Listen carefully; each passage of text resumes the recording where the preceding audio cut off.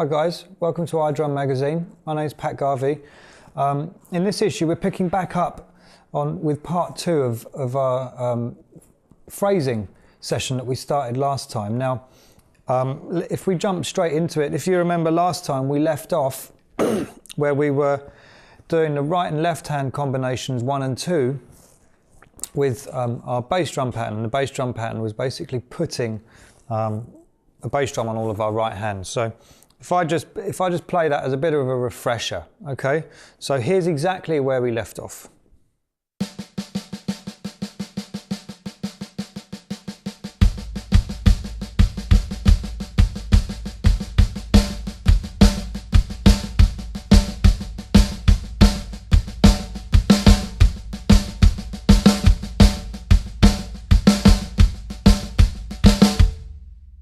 So what we're going to do is, in this session, we're going to look at how you might apply this to some different kind of grooves, different kind of fill ideas, and through that you can explore how you might turn those into solo ideas, drum break ideas, your own type of things.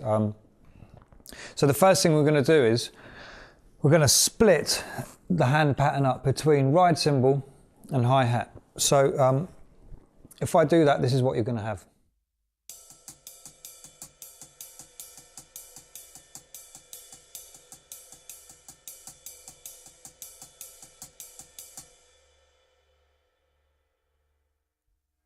Again, like we discovered last time, it starts to sound completely different again. We're going to apply that left hand accent. Okay, so that would be, if you went back to the left hand accents, it's the second one, more of a backbeat kind of feel. So we're going to be pulling it from the hi-hat to the snare drum for that particular note. Here's how that will sound.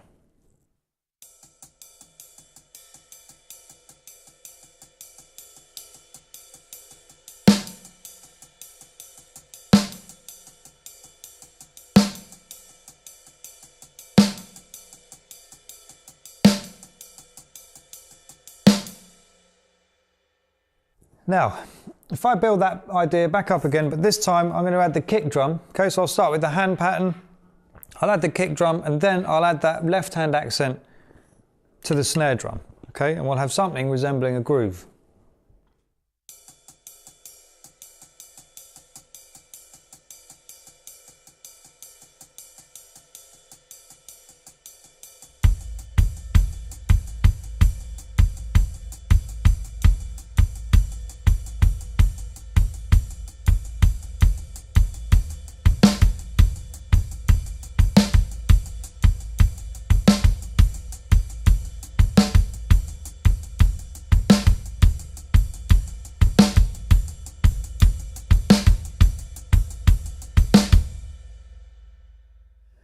What you can now do when you've got that up and running is you can start applying the accent patterns that we talked about in the first lesson. So if I play the same pattern, but now I'm going to apply the right hand accent, the second right hand accent pattern. So that's alternate right starting with the first. I'll build it back up again, and then I'll bring in the right hand accents as a last thing.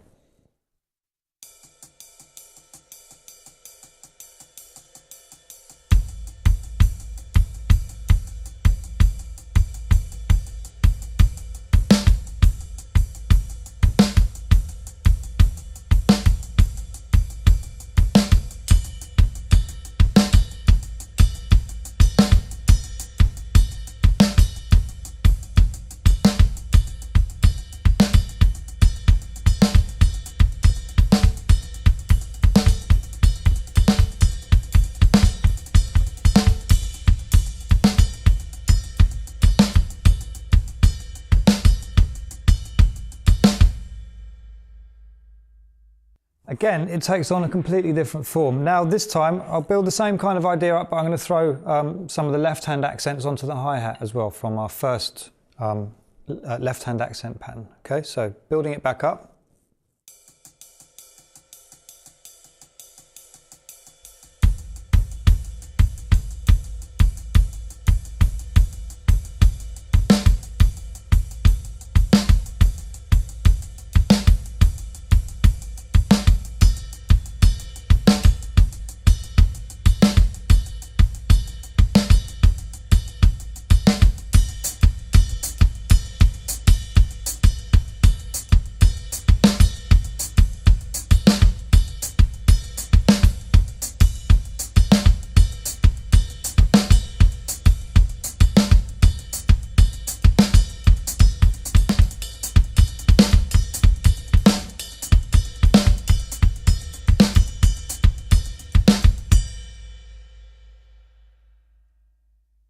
the more and more you get used to it, the more you can start messing around with the accents and just kind of throwing things in, and the more comfortable you get with it, the more you'll be able to just throw anything in without it actually kind of throwing you off or putting you off. So that's one idea. Next idea, I'm going to keep my right hand on the ride, but I'm going to move my left hand to the snare drum, and I'm going to play all my lefts as ghost notes, apart from that one, the backbeat kind of accent that we've got going on, okay? I'm also going to adjust the bass drum pattern slightly, so the bass drums I play are going to be still with the right hand, but I'm going to leave some out, okay, to create a bit of space. So, here's the pattern. I'll build it up to what I'm talking about. So.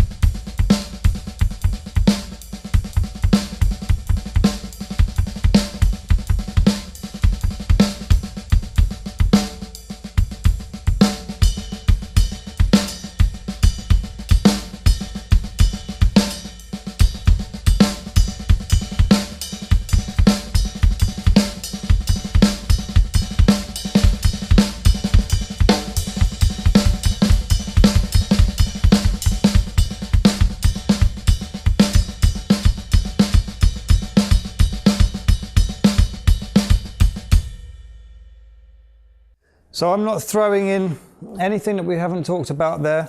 I'm just putting it in a different context between ride and snare drum. So the next thing I'm going to present to you is putting both hands on the hi-hat, okay? And building up a groove like that. So we're both, left and right are over here. What I'll start doing is I'll start bringing in different parts of the accents that we've discussed in part one of this lesson. Along with bass drum and snare drum placement, okay? So.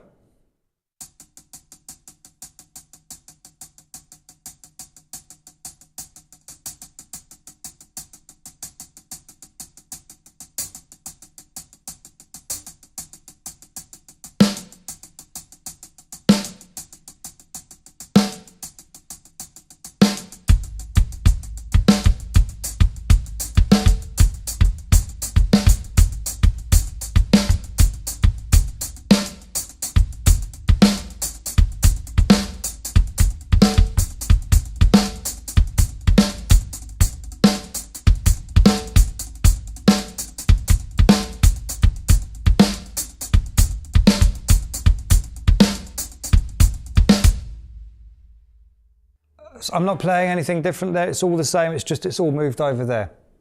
The next thing that I'm going to demonstrate for you is a way of starting to think about how you can voice a sticking like this and then create even more phrasing out of it. I'm going to move my right hand between the ride cymbal and the floor tom, alternating. So those right hand accents that we had, the second right hand accents, okay, if I remind you on the snare drum, they were this, they were alternating starting with the first right hand.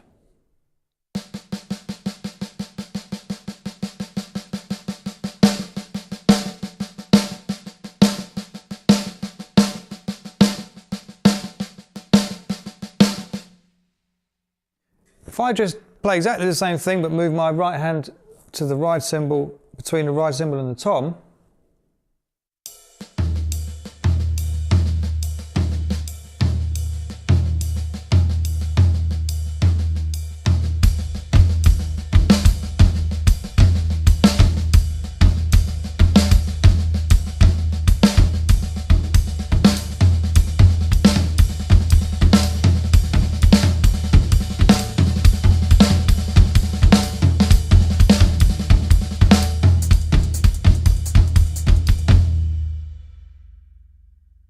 you can hear, as you start to move hands around, all kinds of different things start to happen. If I move my right hand around three voices, so let's say floor tom, cowbell, and hi-hat, okay?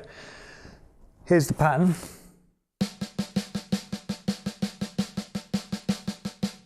okay?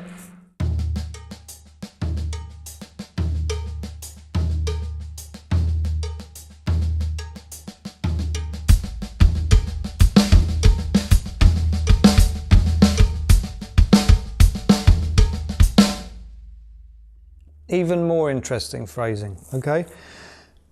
That kind of moves us on a little bit because it's starting to get a little bit more kind of filly or drum breaky, if you like. So the next thing that we're going to look at is opening the hi-hats as more of a kind of breaky type fill. Quite Tony Williams type idea. So I'm taking the pattern again. The bass drums are underneath the right as they've been so far, okay? You don't have to play the snare drum as ghost notes with this, but you know, try a few variations because you can make it quite colourful the more that you can do with it. And we're basically playing this.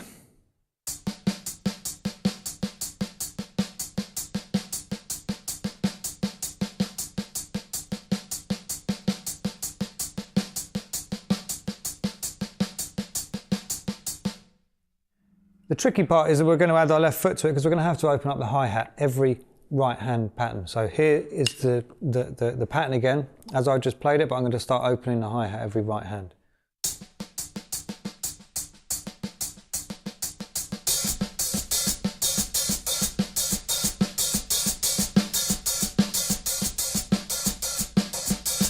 Starts to sound quite interesting again. So if I add the bass drum to that,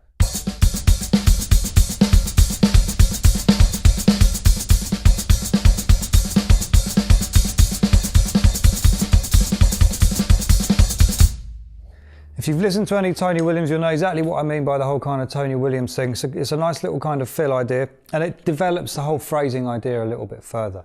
The next one of these really is to just take it and start crashing around the cymbals. Just hit anything you've got around you with that type of phrasing. So I'm going to move my right hand around the cymbals, keep the phrase exactly the same, okay? So now we get this.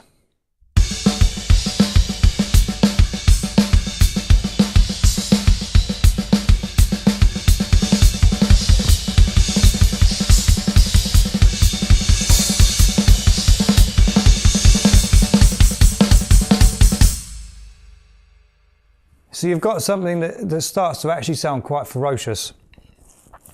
Great for all kinds of things, dynamics in soloing, drum break kind of ideas. Like I've said from the beginning, this stuff is really, you're only limited by how you can think of using these kind of ideas. The next one is we'll just take it and put it around the toms, okay? So these kind of patterns, it doesn't matter whether you use one tom, no toms, 5 toms, 10 toms. Because of the pattern and because you can just start thinking about putting it in different places, you can create some really nice patterns. So here I'm just going to mess around and put it around the toms. Here's our pattern first.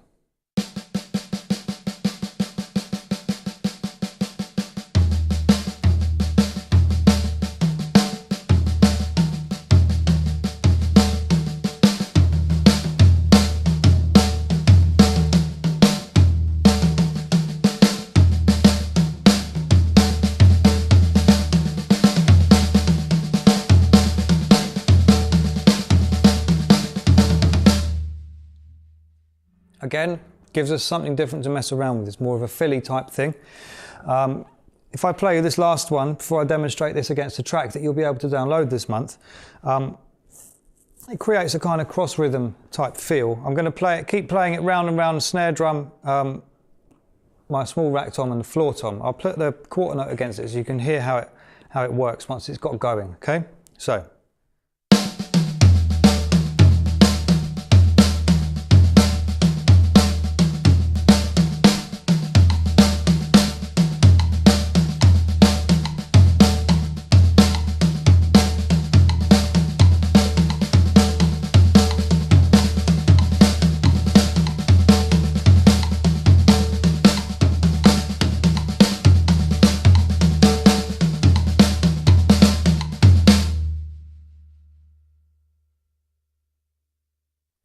Now, all of those things I've just been talking about and demonstrating you can build to through slow practice and through really understanding what we were talking about in the first part of this lesson. So if you're joining us for the second part of this lesson, please go back and have a look at the first lesson, because it will make an awful lot more sense if you do that. What I'm going to do now is I'm going to play along to a bit of a track that I recorded with a band, or re-recorded with a band about 10 years ago, and I've just kind of cut up and looped for the purpose of practicing these type of drum breaks. You might find it quite fast. If that's the case, I'm sure that either you or someone can kind of slow it down in Logic or Cubase, Pro Tools, whatever it is that someone's got.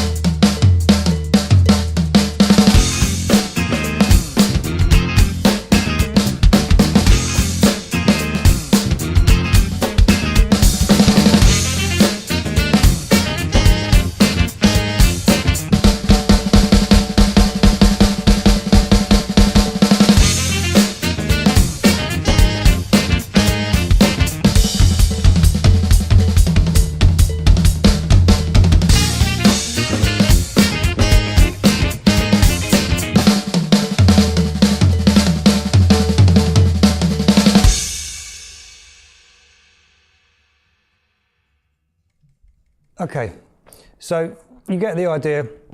There's quite a lot you can do with it. That's obviously in quite a specific context. It is quite fast, like I said, so slow it down. But this is the kind of thing that really will work anywhere that you can think of putting it. Be careful with this type of phrasing, sticking and accent patterns. You don't want to clear a dance floor. You don't want a stadium of people or a theatre of people looking at you like you've lost the plot or something. You've got to be careful how you use it. So, watch that one. But it's a really nice thing to kind of to work on and just be able to pull out when needed. I hope you got something out of that. See you next time.